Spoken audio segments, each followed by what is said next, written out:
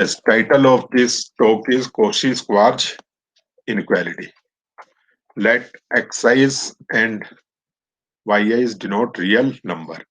Then Cauchy inequality 1821 says that this positive real number, that is x1 y1 plus x2 y2 plus so on up to xn yn whole square, this is less than equal to product of these two positive numbers, that is x1 square plus x2 square plus so on up to xn square, and second number is y1 square plus y2 square plus so on up to yn square.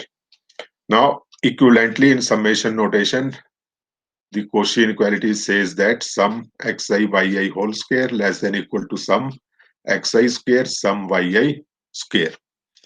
Cauchy derived this inequality in 1821. So this is the 200th year of Cauchy inequality. We also have complex form of Cauchy inequality. Let zi's and wi denote complex numbers. Then Cauchy inequality for complex numbers says that modulus of this summation zi then whole square is less than equal to sum mod zi square and sum mod wi square. Also note that if in place of wi we write wi bar, where wi bar denotes the conjugate of wi, then we here also have modulus of wi conjugate, which is same as modulus of wi. So from this we can also write that summation zi wi conjugate mod whole square is less than equal to mod zi square with sum and sum mod wi square. Now whenever we have an inequality, it is desirable to state the conditions under which an inequality becomes equality, and the condition when this inequality becomes strict inequality. Now this Cauchy inequality, this second, this becomes inequality when wi are proportional to zi's conjugate, that is wi is equal to k zi bar for all I1 to up to n. And likewise equality holds in 3 when wi's are proportional to zi's. There are several alternative proofs of this Cauchy inequality in literature. Cauchy himself proved this inequality on using Lagrange identity without any mention of Lagrange. The Lagrange identity is this. Now, in the Lagrange identity, note that this number is a positive number. So, if we drop this, what we have, this sum zi wi mod square is less than equal to sum mod zi square sum mod wi square. So, this immediately implies the Cauchy inequality. Now, Cauchy proved this inequality on using Lagrange identity, but without any mention of Lagrange. Did Lagrange really know the identity in this form? This question remains untouched in literature. That is, it is not clearly mentioned in literature that this inequality was actually derived by Lagrange. For this, see the book still 2004. Now we here discuss two alternative proofs of this inequality. In the first proof, we see that the arithmetic geometric mean inequality for positive real numbers implies the Cauchy inequality for positive real numbers. Then on using this inequality for positive real numbers and triangle inequality, we can derive the Cauchy inequality for complex number. The second proof involves matrices. It is interesting to note that Cauchy's inequality follows immediately on using the properties of positive definite matrices. Now, first proof. We first consider the case when xi's and yi's are positive real numbers. Now, this is arithmetic mean, geometric mean inequality. A and B are positive number and A plus B by 2 is greater than equal to root AB. This is arithmetic mean, this is geometric mean. Also note that equality holds here if and only if root a minus root b whole square is equal to 0. And this holds if and only if a is equal to b. So the equality sign holds in this inequality for if and only if a is equal to b. Also note that if a is 0, then again this inequality is true. Also, if b is 0, this inequality is true.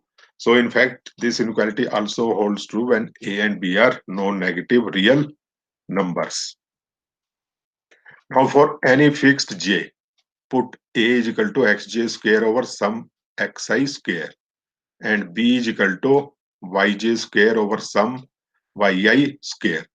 Then, on using arithmetic geometric mean inequality, we have a plus b by 2 is equal to this left hand side expression.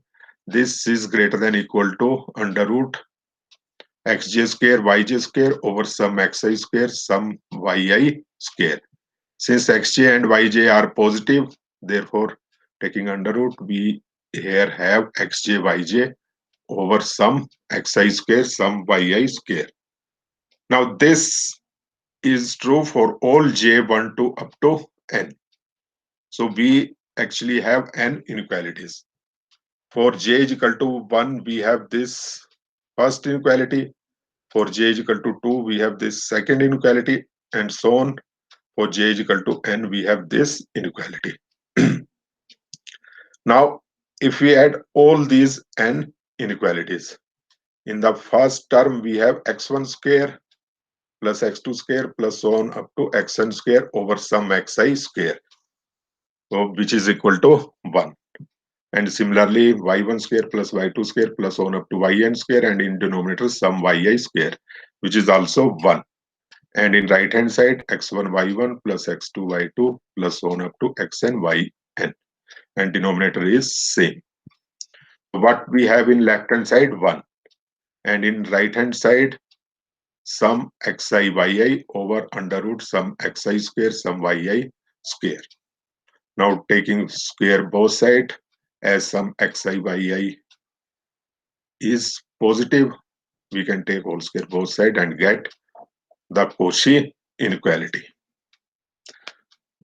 Now note that we have proved this for positive real number. This is also true for non-negative real numbers, as the inequality a plus b by 2 greater than equal to root ab also holds good when a and b are non-negative real numbers.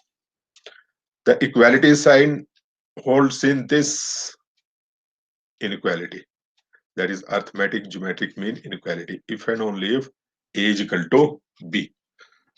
So on using this, we can now discuss the equality sign in Cauchy inequality.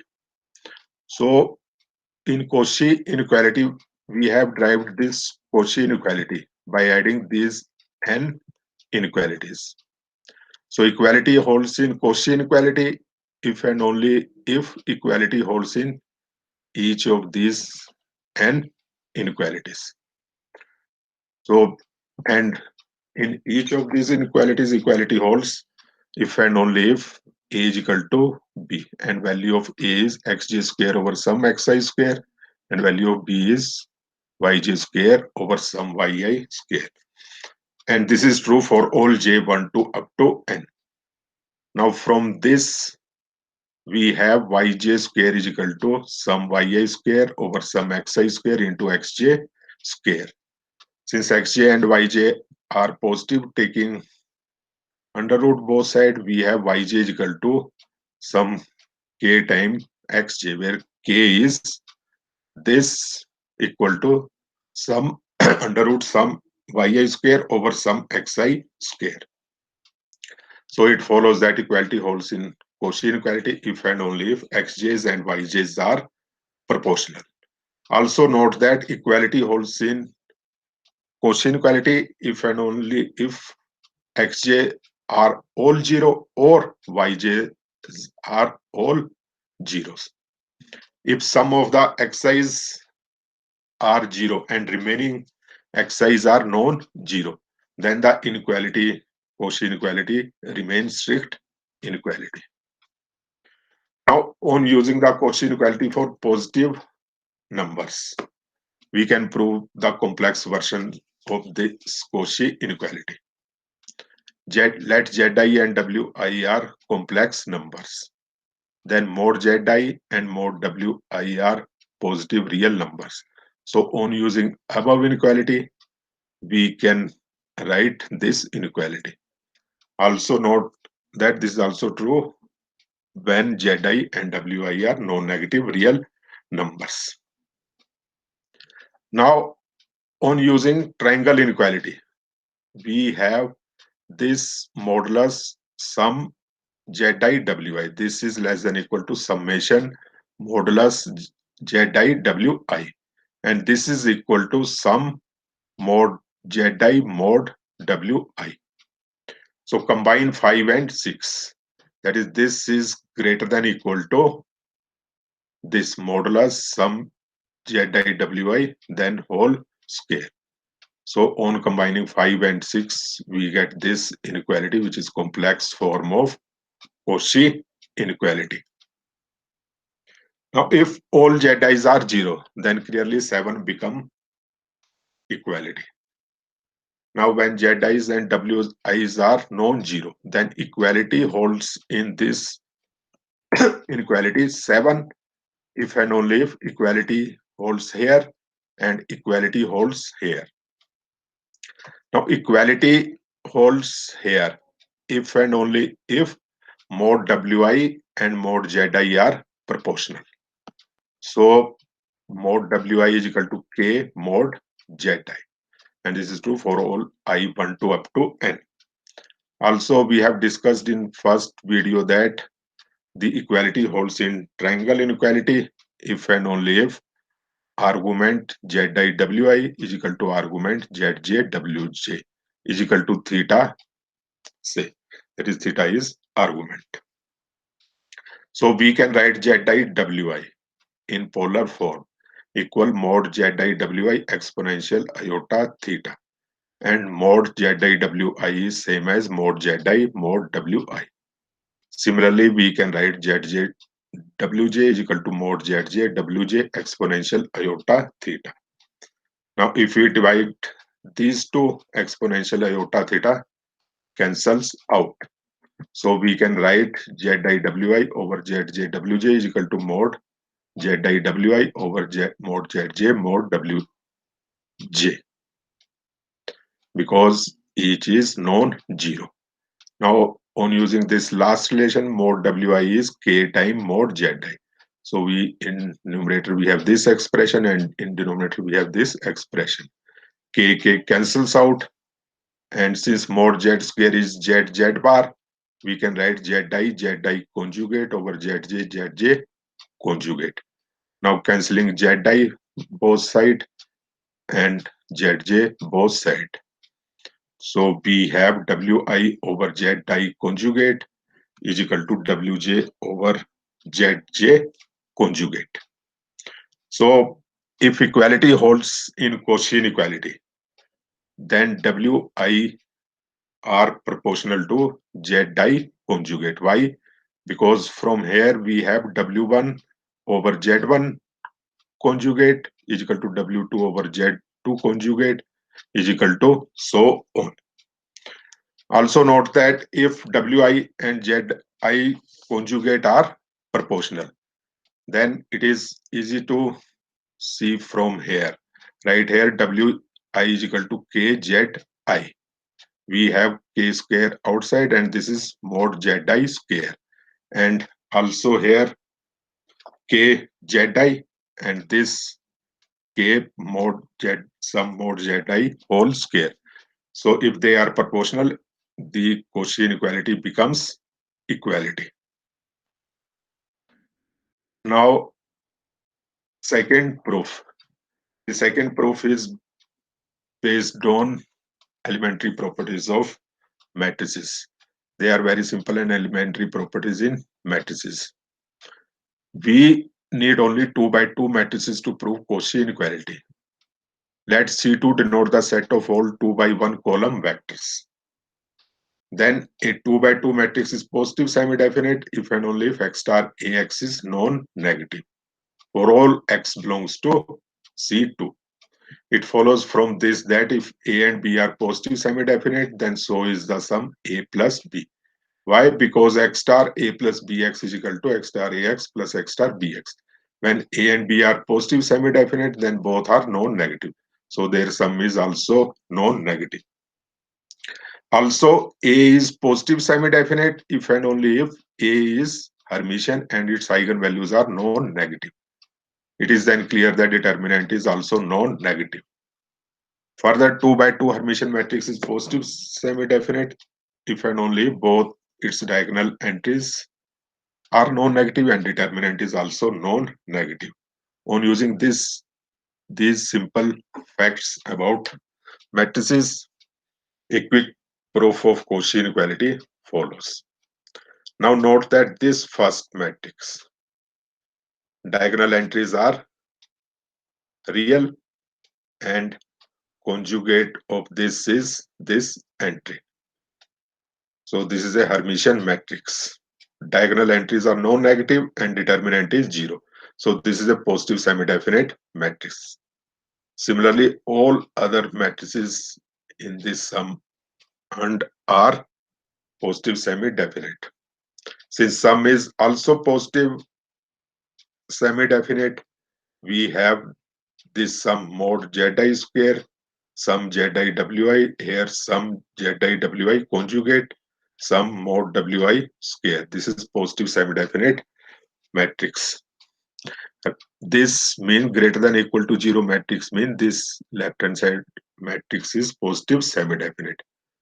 Now determinant of a positive semi-definite matrix is non-negative and its determinant is sum mod zi square, sum mod wi square minus sum ziwi mod whole square greater than equal to 0, and this gives Cauchy inequality.